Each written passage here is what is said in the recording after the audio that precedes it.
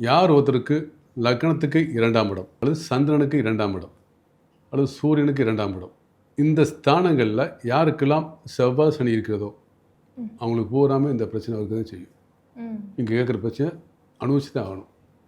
இப்போ திருமணத்துக்கு முன்னாடியே வந்து கேட்குறாங்க, சார் இந்த பொருத்தம் பார்க்கணும், உங்களுக்கு எப்போ திருமணம் செய்யலாம் கேட்கும்போது, உதாரணத்துக்கு உங்கள் வீட்டில் ஒரு சிஸ்டர் இருக்குன்னு வச்சுக்கோமே, வயசு 27 வயசு, உங்கள் சிஸ்டருக்கு பேச்சுக்கு சொல்ல வரேன், 27 வயசு ஆயிடுச்சு.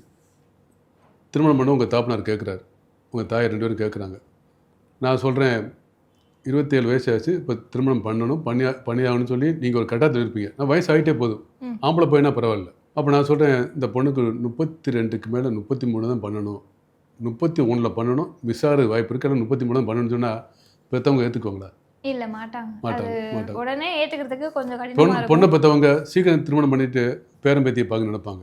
ஏன்னா உங்கள் சிஸ்டருடைய ஃப்ரெண்ட்ஸ் எல்லாம் கல்யாணம் பண்ணி எல்லாம் குழந்தையோடு இருப்பாங்க, மனசுக்குள்ள ஒரு ஏக்கம் இருக்கும். எல்லார் வீட்லேயும் நல்லபடியாக சுபகாரியம் நடந்து போயிடுச்சு, நம்ம வீட்டில் நடக்கலைன்னு பெற்றவங்களுக்கும் வருத்தம் இருக்கும், அவங்களுக்கும் தங்கச்சி சிஸ்டத்துக்கும் அந்த பிரச்சனை இருக்கும்.